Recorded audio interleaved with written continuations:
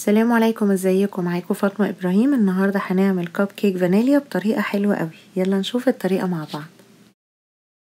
هنحط الاول في المضرب بتاعنا كوباية سكر، وهنحط معاها كوباية زبدة. الزبدة تكون طرية يعني بدرجة حرارة الغرفة، وهنضربهم الاتنين مع بعض حوالي 3 دقايق لغاية كده ما يفتحوا شوية ويبقوا بالقوام ده.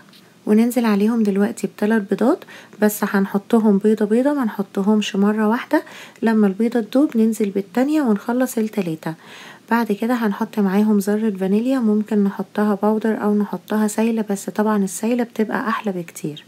وادي شكل الخليط بتاعنا، بيبقى كريمي كده بالشكل ده. هنسيبه على جنب وهنبدأ نخلط المكونات الجافة مع بعض.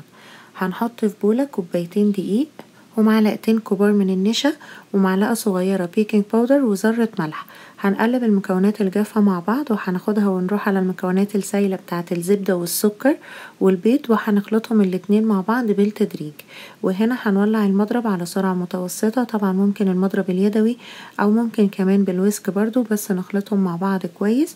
نحط كده المكونات الجافة بالتدريج لغاية ما نخلص المقدار كله. برضو احنا مش عايزين هنا نضربهم جامد، يدوب بس يدوبوا مع بعض. وننزل عليهم بكوباية الا ربع لبن، برضو يكون بدرجة حرارة الغرفة، ما يكونش ولا دافي ولا ساقع من التلاجة.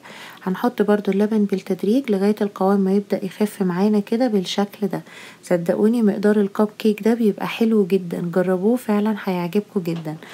وناخد دلوقتي الخليط بتاعنا ونروح على صينية فيها ورق الكب كيكس، ونبدأ نوزع الخليط بتاعنا. بس مهم جدا ان احنا منملاش الورقة بالخليط علشان لسه هيعلى في الفرن. هنحطها لنصها او 3/4 كده. المهم ان هي متبقاش مليانة خالص، ونسويها كده بحرف الشوكة. وممكن ان احنا نحط عليها الوان بتاعة الاكل برضه علشان تديها شكل حلو. دي اختياري، ممكن طبعا ان احنا نستغنى عنها خالص. انا حطيت نقطتين على الوش، وهبدأ كده اشكلهم على شكل الماربل. يعني الولاد بيحبوا الحاجات اللي فيها الوان، دي بتبقى لذيذة قوي. دي الوان صحية بتاعة الاكل، بتتباع عند العطارين وفي السوبر ماركت وموجودة في اي حتة. ودي هعملها سادة. ودلوقتي هندخلها الفرن على درجة حرارة 180 لمدة نص ساعة لغاية ما تتخبز معانا وتعلى كده وتبقى بالشكل ده. طبعا ممكن تتاكل كده على طول، بس انا النهارده هعمل لها جناش من الشوكولاته البيضاء، بيبقى حلو جدا. دول كوبايتين من الشوكولاته البيضاء. طبعا نقدر نستعمل شوكولاته بيضاء او شوكولاته غامقه اللي احنا عاوزينه، بس الكوبايتين بتوع الشوكولاته هنحط عليهم كوبايه الا ربع لبن يكون سخن بيغلي، ونغطيهم وهنحركهم كده علشان اللبن يدوب مع الشوكولاته، وهنسيبهم 5 دقايق متغطيين. بعد كده هنشيل الغطا وهنبدأ نقلب الشوكولاته مع اللبن. زي ما قلتلكوا شوكولاته بيضة او شوكولاته غامقه، الاتنين بنفس المقدار. الكوبايتين الشوكولاته عليهم كوبايه الا ربع لبن بيغلي. لو لقيناهم في حتت لسه ما دابتش شويه، ممكن نحطها في الميكرويف او على حمام ميه سخنه لمده دقيقه لغايه ما نتاكد ان الشوكولاته كلها دابت كويس وبقت بالشكل ده. وندخل الجناش بتاعنا التلاجة من ساعه لساعه ونص لغايه ما يتماسك كده ويبقى بالشكل ده. هنبدأ بقى ان احنا نزين بيه الكب كيكس. هنجيب كيس حلواني ونحط فيه اي بلبلة على اي شكل احنا عاوزينه، ونحط فيه الجناش بتاعنا، ونبدأ بقى نشكل الكب كيك بأي شكل احنا حابينه.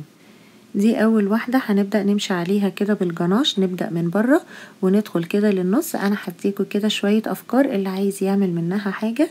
وتاني واحدة هنبدأ نعمل فيها كده زي ورد صغير. الشكل ده برضو بيبقى لذيذ قوي. نعمل كده وردات صغيرة جنب بعض بالشكل ده، بتبقى حلوة جدا. ممكن برضو ان احنا نبدأ نلون الجناش ده. دي انا هلونها، هجيب لون احمر وهحطه على طرف السكينة كده بالشكل ده، ونحطها في الحرف بتاع الكيس الحلواني كده بالطريقة دي. دي كده هنعمله ان هو يبقى على شكل ماربل، هيبقى خطين كده من كل ناحية في الكيس بتاعنا. ونبدأ برضو نعمل اي شكل فيه احنا عاوزينه، بيبقى شكله لذيذ جدا. ده بيبقى حلو قوي برضو. ممكن ان احنا نحط عليه اي حاجة على الوش، وممكن نحط كده شوية سبرينكلز على الوش، او ممكن نحط برضو فاكهة. انا هجيب نص فراولاية كده وحطيت فيها شوية جليتر، وهحطها على الوش كده مع ورقة نعناع، بيبقى شكلها لذيذ قوي. يعني الكب كيكس بيبقى حلو ان احنا نغير فيه كده ونشكل فيه.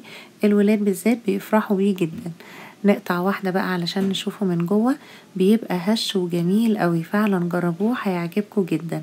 لو عجبكم الفيديو بليز اعملوله لايك وشير وكومنت، وهستنى اشتراككم في قناة اليوتيوب. شكرا.